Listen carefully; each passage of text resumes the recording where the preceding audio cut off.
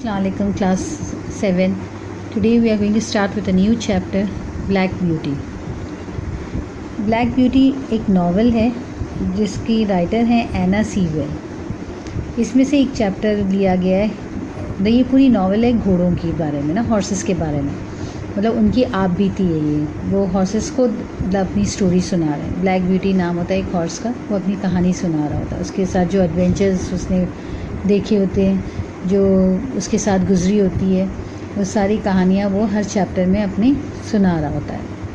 तो उसी में से ये एक चैप्टर है जिसमें है ना कुछ मतलब हंटिंग के बारे में बताता है ये, कि मतलब किस तरह इंसान अपनी जान की परवाह किए बगैर, घोड़ों की परवाह किए बगैर, सिर्फ एक मामूली से खरगोश या एक हिरन या एक स्टैग को हंट करने की खातिर कैसे अपनी जान गंवा देते हैं। यानी अपनी जान की परवाह करते हैं और ना ही जिस पर सवारी कर रहे होते हैं घोड़ों की, वो घोड़ों की परवाह कर रहे होते हैं। तो ये वो चैप्टर है, तो हम इसे रीड करते हैं, फिर आपको पता चलेगा। Before I was 2 years old, a circumstance happened which I have never forgotten. It was early in the spring. There had been a little frost in the night, and a light mist still hung over the woods and meadows. I and the other colts were feeding at the lower part of the field, when we heard quite in the distance what sounded like the cry of dogs. The oldest of the colts raised his head, pricked up his ears, and said, "There are the hounds," and immediately cantered off, followed by the rest of us, to the upper part of the field, where we could look over the hedge and see several fields beyond. My mother and an old riding horse of our master's were also standing near and seemed to know all about it. यानी मेरे 2 साल का होने से पहले मैंने मतलब एक हादसा हुआ था, एक इंसिडेंट हुआ था। तो मतलब ये घोड़ा सुना रहा है अपनी कहानी ना आप, कि ये बताता है कि वो 2 साल का होने से पहले उसने एक ऐसा वाक़या देखा था जो उसे अब तक याद था। वो एक दिन अपने दूसरे घोड़ों के साथ मतलब घास चर रहा था खेतों में, जब उसने ना डॉग्स की आवाज़ सुनी तो वो और उसके साथ जितने भी कॉल्स थे, जितने भी हॉर्सेस थे, वो सारे ऊपर की तरफ गए और खड़े हो गए। उसकी माँ भी उसके साथ थी और जो मालिक था उनका घोड़ा भी उनके साथ था, और उन सबको पता था कि क्या हो रहा है। "They have found a hare," said my mother, "and if they come this way we shall see the hunt." And soon the dogs were all tearing down the field of young wheat next to us. I never heard such a noise as they made. They did not bark, nor howl, nor whine, but kept on a you at the top of their voices.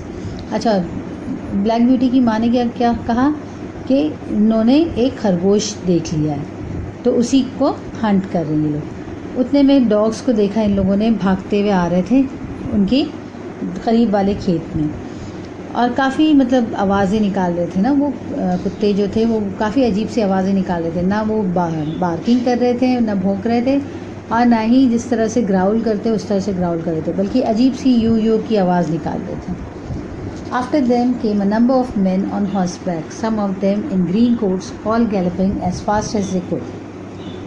The old horses snorted and looked eagerly after them, and we young colts wanted to be galloping with them, but they were soon away into the fields lower down. Here it seemed as if they had come to a stand. The dogs left off barking and ran about everywhere with their noses to the ground. अच्छा, फिर वो कुत्तों के पीछे बहुत सारे आदमी horse riding करते हुए वहाँ पर पहुँच गए।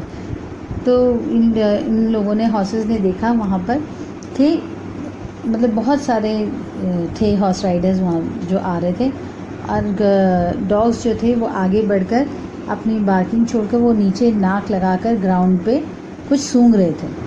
"They have lost the scent," said the old horse. "Perhaps the hare will get off." "What hare?" I said. अच्छा, तो जो बूढ़ा घोड़ा था उसने कहा कि मेरे ख्याल से इन लोगों ने, कुत्तों ने सेंट खो दिया, नहीं मतलब वो हेयर भाग निकला है, बच निकला है ना, क्योंकि इन लोगों को उसकी खुशबू नहीं आ रही है। तो वो ब्लैक ब्यूटी पूछता है कौन सा हेयर, मतलब कौन सा rabbit. "Oh, I don't know what hare. Likely enough it may be one of our hares out of the woods. Any hair they can find will do for the dogs and men to run after. And before long, the dogs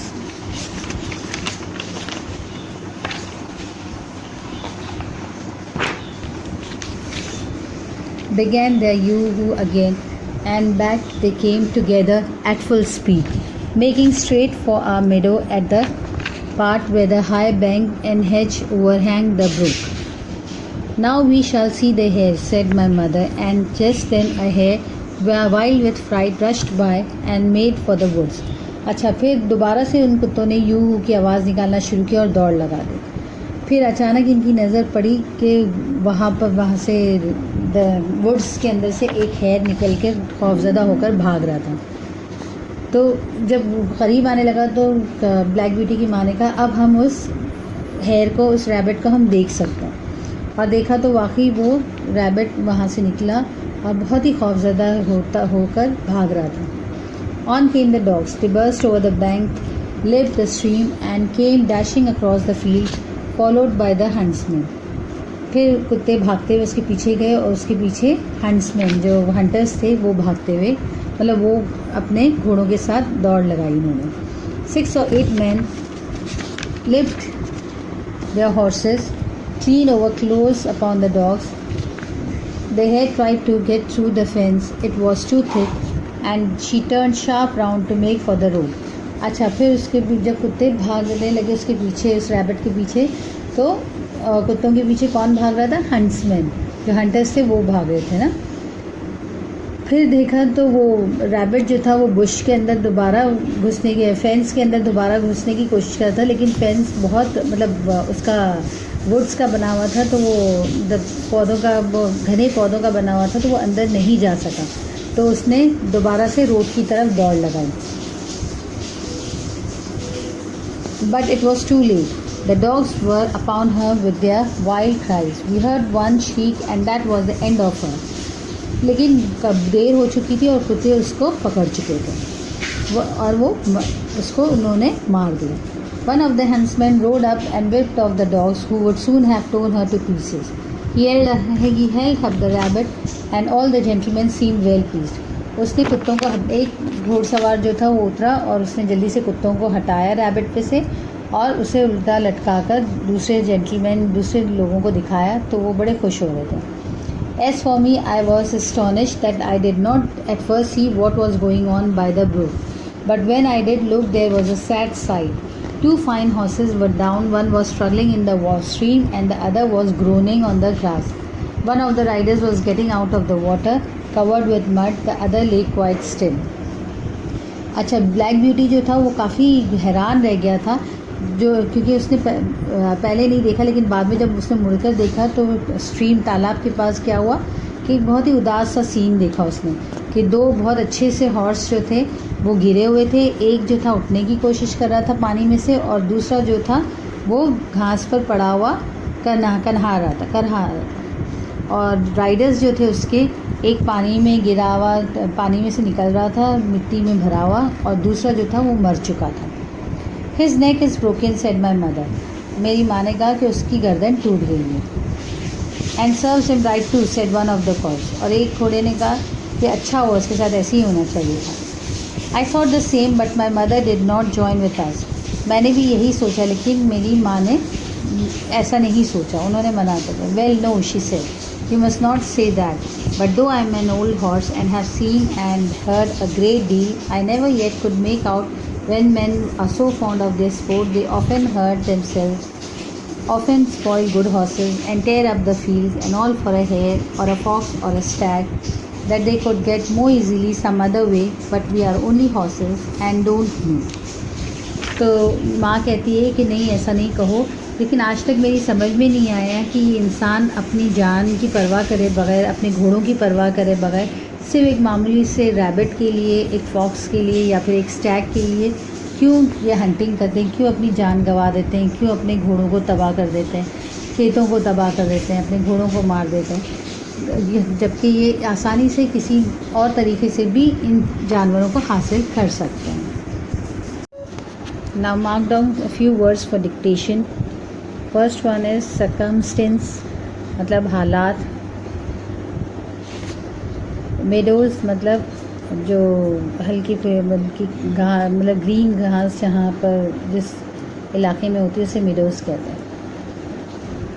immediately मतलब फ़ौरन ही। Several बहुत सारे। Galloping मतलब घोड़े पर सवारी जो कर रहे होते हैं, घोड़े जो चल रहे होते हैं, भाग रहे होते हैं, उसे गैलपिंग कहते हैं। Next page. एस्टोनिश्ड मतलब हैरान होना। श्रीक मतलब दर्दनाक चीख।